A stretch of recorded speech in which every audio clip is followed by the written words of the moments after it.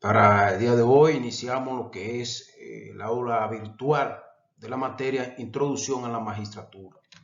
Es importante destacar que en esta materia vamos a conocer y aprender, ¿verdad?, todos los procedimientos de las altas cortes, es decir, llámese de Tribunal Constitucional, así como también la Suprema Corte de Justicia y el Tribunal Administrativo, el Tribunal Superior Electoral, entre otros. De manera que es una materia sumamente interesante que requiere mucho sacrificio, mucho esfuerzo, porque yo diría que el ciclo no da para nosotros desarrollar tantos temas importantes que requiere esta materia. Por tanto, en el día de hoy vamos a desarrollar esta primera clase consistente en lo que son los principios generales del proceso civil. Ustedes saben que el derecho procesal civil contiene elementos muy propios de ello. Y es por eso que ya desde el momento de la acción de justicia, existe una relación procesal entre las partes en litis y el juez. Y en consecuencia, desde el punto de vista, existen los siguientes principios fundamentales que son lo que son los relativos a las partes y al juez, que son el principio dispositivo, el principio contradictorio y el de la inmutabilidad del proceso. Ahora bien, hay una segunda división que se refiere a los relativos a los caracteres del procedimiento, ya en este caso que es escrito y oral en su forma y la publicidad de los debates. Ahora bien, en relación a los principios relativos a las partes y al juez, vamos a ver a continuación el principio dispositivo. La principal característica de este principio consiste en que las partes tienen la dirección del proceso, aunque debemos recordar que el juez es quien decide, por tanto, tiene su rol, como veremos más adelante. Es oportuno señalar que las partes, a llevar a cabo la dirección del proceso, conllevan, ¿verdad?, la iniciativa, llámese la aquiescencia, la impulsión y más aún el desistimiento. Es decir, que las partes en el procedimiento deben y tienen que exponer sus pretensiones. Y esta la tienen que fundamentar tanto en los hechos como en el derecho. De igual manera, el juez debe fallar mediante su sentencia, mediante una exposición sumaria de los puntos de hecho y de derecho de conformidad con el artículo 141 y siguiente del Código de Procedimiento Civil, que hay que establecer. Ustedes saben que ese artículo, o más bien el incumplimiento de ese artículo, conlleva una nulidad de esa acción, es decir, una nulidad en casación por esa parte de ese artículo. En cuanto a la dirección del proceso y el oficio del juez, sabemos que cuando se inicia una demanda, el juez es el último que se entera, ya que todo el procedimiento civil ordinario, cuando se emplaza a constituir abogado, la otra parte comparece más bien luego de haberse constituido. Y generalmente los jueces se enteran ya en la audiencia, supuestamente, porque ustedes saben que a veces le dan su ojeadita y cosas. Eso no conlleva tanta importancia. Ahora bien, el principio contradictorio. Ustedes saben que cada una de las partes envueltas en la litis tiene una facultad de debatir sus pretensiones. Por consiguiente, este principio se fundamenta en el respeto del derecho de defensa. Ustedes saben que ese otro medio de casación, como más adelante lo vamos a ver en esta materia, porque generalmente nuestro sistema de justicia conlleva muchas violaciones al derecho de defensa, y eso conlleva no solamente establecer una nulidad de un proceso, sino también que conlleva, oigan esto, un procedimiento que es en revisión de decisión jurisdiccional ante el Tribunal Constitucional en virtud del artículo 54 y siguiente. Pero eso más adelante también vamos a que El derecho de defensa, ustedes saben que está establecido en el artículo 69, numeral 4 de nuestra Constitución, y es una garantía que todo juez debe establecerlo. Es decir, una tutela judicial efectiva y un debido proceso que deben respetarse por todos los medios. Pero ustedes saben lo que conlleva, ¿verdad? Esa violación. La inmutabilidad del proceso, nadie, absolutamente nadie puede variar el objeto del proceso. Es decir, si usted está demandando, por ejemplo, una nulidad de contrato, usted no puede, por ejemplo, llevar otra demanda o establecer, dice, bueno, no es por violación de contrato, ahora vamos por ¿qué? Vamos a suponer por una demanda de nulidad o cumplimiento. Es decir, usted no puede demandar el cumplimiento y por otra parte, entonces decir, no, es demanda de nulidad de ese contrato, porque entonces hay dos contradicciones. Es decir, hay una contradicción que puede resultar un cambio, y eso es lo que se le llama el principio de inmutabilidad del proceso, en que las partes ni el juez puede cambiar el objeto de ese principio. Y es por eso que existen, por ejemplo, las demandas reconvencionales. Ustedes saben que las demandas reconvencionales se da cuando a usted lo demandan de manera civil, por ejemplo, y usted entonces interpone una demanda en respuesta a esa demanda. Es decir, que para que exista una demanda reconvencional, obligatoriamente debe existir una demanda principal. Así como también ustedes saben que debe existir una relación. Es decir, si tú me demandas, es como con una contrademanda, como le llaman popularmente, pero sabemos que una demanda reconvencional, que es diferente a una demanda adicional, porque la demanda adicional podría ser, por ejemplo, que si usted demandó, como el ejemplo anterior, una demanda en nulidad de un contrato, usted puede adicionar una demanda en cumplimiento. Entonces, pero ahí usted puede decir, o no en cumplimiento, puede ser también una demanda en daño y perjuicio, por ejemplo, porque es posible que usted demande solo para que se constituya la nulidad sin ninguna pretensión. Ahora, si usted quiere adicionarle una reparación de los daños y perjuicios, ahí conlleva una demanda adicional. Ahora, esa inmutabilidad del proceso, la inmutabilidad significa que el juez no puede fallar, como le llaman comúnmente, ni extra ni ultra petit. Es decir, ni más de lo pedido, ni nada que se le haya solicitado. Por eso conlleva tanto un recurso de revisión como también podría ser un recurso de casación. Bien, acá que los principios relativos a los caracteres del procedimiento, el procedimiento es escrito y oral. Ustedes saben que la Constitución de la República, artículos 68 y 69, también establecen esas garantías. Es decir, que debe ser público, oral y contradictorio.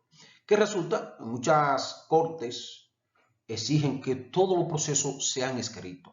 Pero ustedes se van en el ejercicio, cuando vayan, por ejemplo, a una corte, vamos a poner un ejemplo de San Francisco de Macorís, allá aquella corte le dice, todo aquí debe ser por escrito, pero como a un principio, una garantía que debe ser público, oral, en consecuencia no puede negar una oralidad, aunque usted luego, ¿verdad?, lógicamente deposite su escrito, pero debe admitirse esa situación. Otra parte sumamente importante en relación a estos principios, que es la publicidad de los debates. Esta publicidad no significa que el tribunal tiene que haber personas, no, usted puede estar las partes solamente, sino que debe ser abierto. Es decir, que la oralidad se caracteriza esencialmente por la publicidad. Hay una parte sumamente importante y es las partes en el proceso. Ustedes saben que en principio la parte tiene la libertad de hacerse representar o no por un mandatario, es decir, por un abogado. Y como ustedes le llaman los abogados, el mandatario ad litem, ¿verdad? Que en la actualidad se rige por la ley 3-19 que crea el Colegio de Abogados de la República Dominicana. Ustedes saben que la ley anterior del Colegio de Abogados fue declarada inconstitucional por esa alta corte, que es el Tribunal Constitucional, porque no cumplía con ciertos requisitos, y ya ahora lo que está se está llevando a cabo es esa ley, la 3-19, que nos rige a nosotros como abogados. Esa ley, ustedes saben que la derogó la 9183, que era la anterior de ese proceso. Y aunque se requiere en alguna parte ese mandato al ítem, ya, por ejemplo, el solo hecho que usted vaya a un tribunal y representa una parte, ya con eso usted está cumpliendo con un mandato. En consecuencia, no siempre se requiere esa rigurosidad. El mandato al ítem está consagrado en los artículos de 1984 hasta el 2010. Bien, la parte en la acción en responsabilidad civil. Miren, el demandante viene siendo la víctima, que es la acreedora de la reparación y es quien ejerce la acción en responsabilidad civil. Ahora bien, el demandado, esa es la persona a quien el demandante le atribuye la obligación de reparar. Y eso lo saben ustedes, pues es un asunto prácticamente de inicio de carrera. Miren, la parte interviniente puede ser voluntaria y forzosa. Aquí es una parte sumamente interesante del procedimiento civil, y es que la intervención voluntaria es la participación, ¿verdad?, de una persona que originalmente no es ni demandante ni demandado, pero tiene un vínculo o tiene un interés tal que está en juego, por ejemplo, su derecho o algún derecho que tiene. Entonces ya ahí le permite entrar a cualquier proceso como interviniente voluntario, si por su voluntad puede entrar. Ahora bien, la base legal de esas intervenciones, tanto voluntaria como forzosa, está en los artículos de 337 al 341. Es breve y corto, pero es sumamente interesante conocer esa parte de la base legal de la intervención forzosa. Es una demanda ya cuando las partes o una de las partes, ¿verdad?, del proceso llama a un tercero para que forme parte de ese proceso y que cualquier decisión que pueda resultar de ella entonces le sea oponible a ese tercero. Generalmente hay mucho debate sobre esta situación, y es que como existe la tercería, se ha establecido que, bueno, que si una persona tiene algún interés o un proceso le ha afectado, puede usar el recurso de la tercería, pero ese tema lo vamos a tratar en los recursos, en el transcurso de la materia, porque es un tema que requiere mucha precisión, aunque hay, por ejemplo, jurisdicciones donde no se aplica, que hay un debate profundamente en esa situación, pero eso lo vamos a establecer porque hay tribunales que por ejemplo, en materia, en la jurisdicción mobiliaria, hay tribunales que aceptan la tercería y hay otros que no.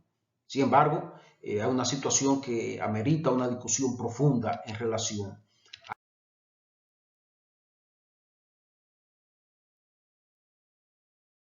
iniciar. No existe una regla. El Código de Procedimiento Civil no establece lo que es una demanda introductiva. Esa demanda también son llamadas demanda inicial, la cual apertura la instancia y se lleva a cabo mediante un emplazamiento, iniciando así el proceso.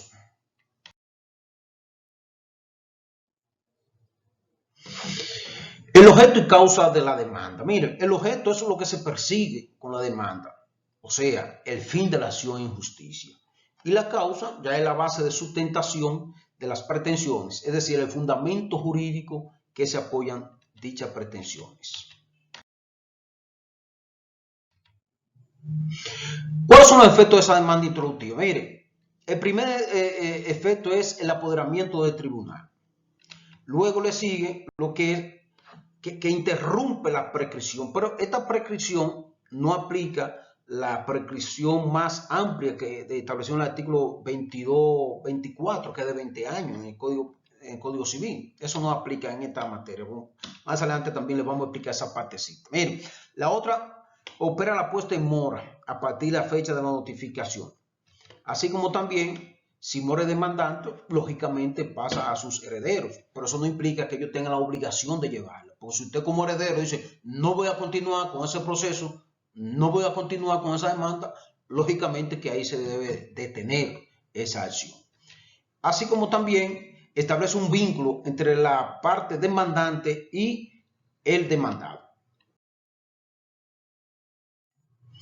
El acto de emplazamiento, miren, ustedes saben que el acto de emplazamiento es la notificación que hace el alguacil mediante el cual el demandante, ¿verdad?, emplaza al demandado para que comparezca, es decir, previo a la constitución de abogado dentro del plazo de la octava franca de ley, que ya eso ustedes lo saben, pero también lo vamos a desarrollar de manera profunda más adelante. Estos actos de procedimiento deben y tienen que cumplir con ciertos requisitos o condiciones, los cuales están establecidos en el artículo 61 del Código de Procedimiento Civil. Por eso es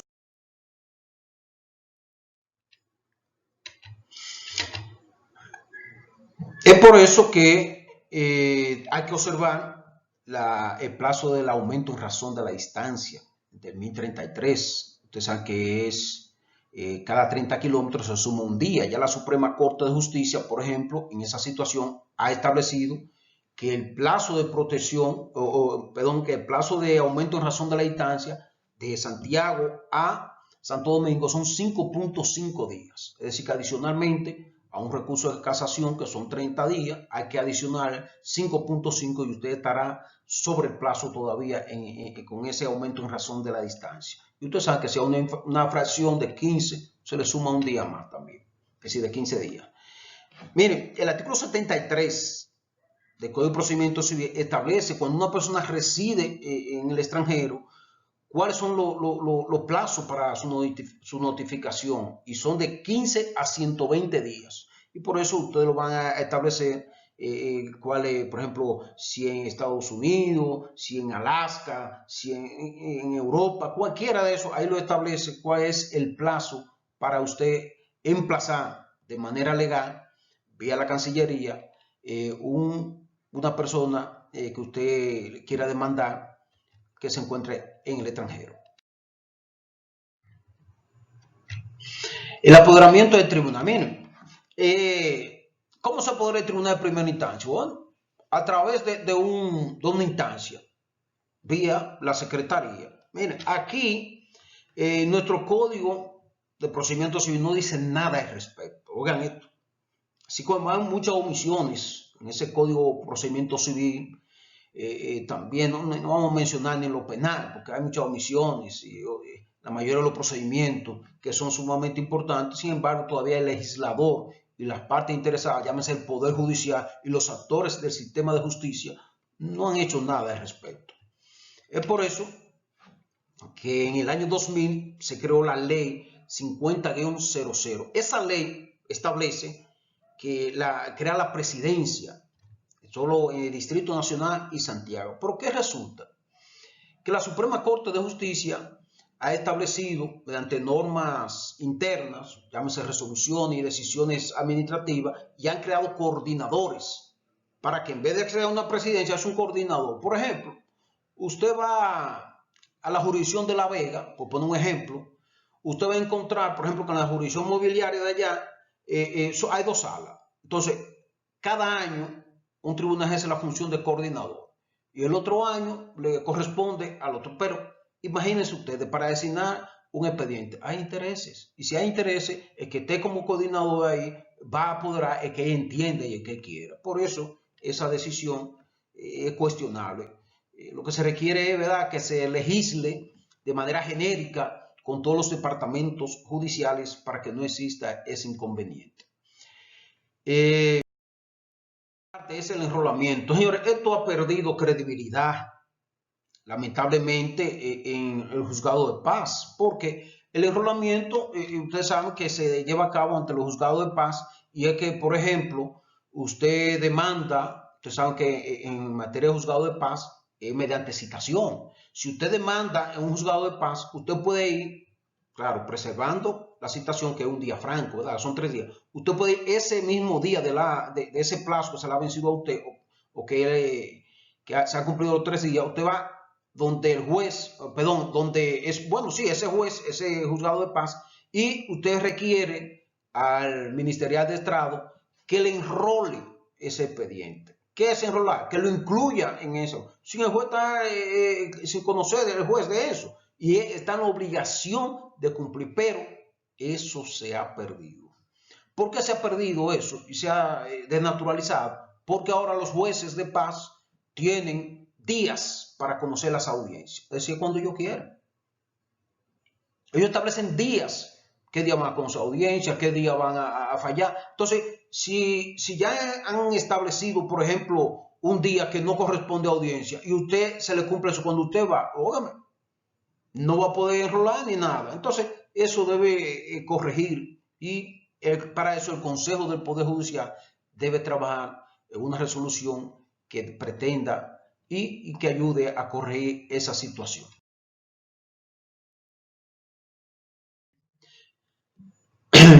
Ese enrolamiento inmediatamente se incluya, oigan esto, la secretaria está en la obligación de registrarlo en su acta de audiencia. Obligado.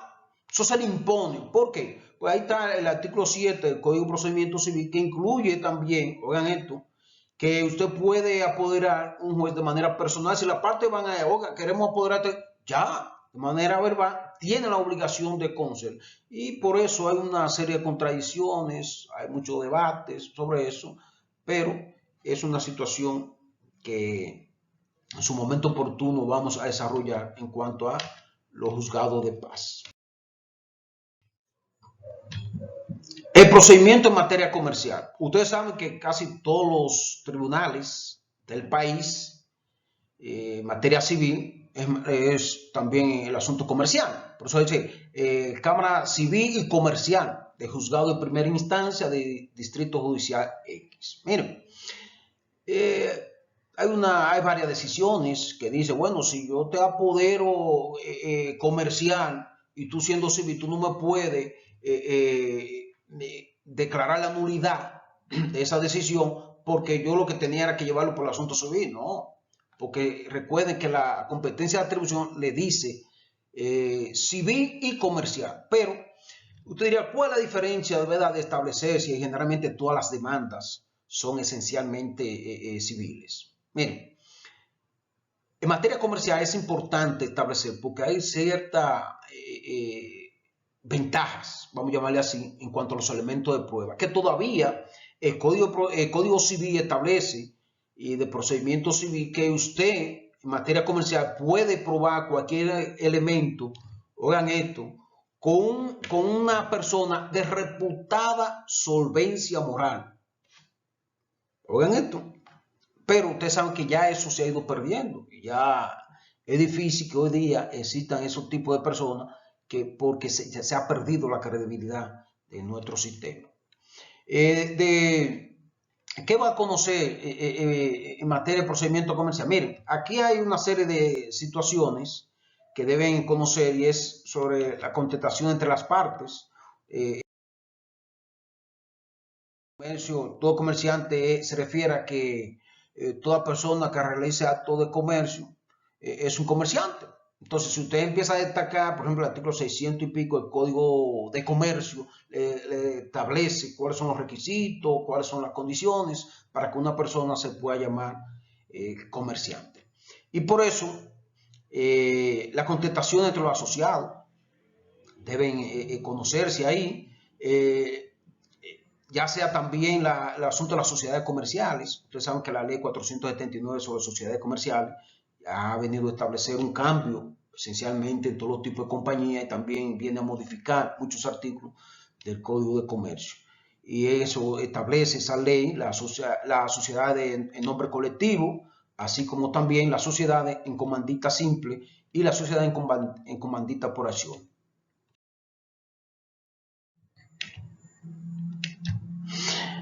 Así como también la sociedad en responsabilidad limitada, lo que es denominado la SRL, ¿verdad? Que va constituida por 2 o más personas, así como también las sociedades anónimas, las sociedades accidentales o en participación y las empresas individuales de responsabilidad limitada, donde una sola persona puede también establecer. Miren, hasta aquí hemos llegado, esta parte inicial. Nosotros esperamos, ¿verdad?, que en el transcurso de los debates nosotros podamos desarrollar y contestar cualquier duda o inquietud que ustedes puedan tener. Muchas gracias.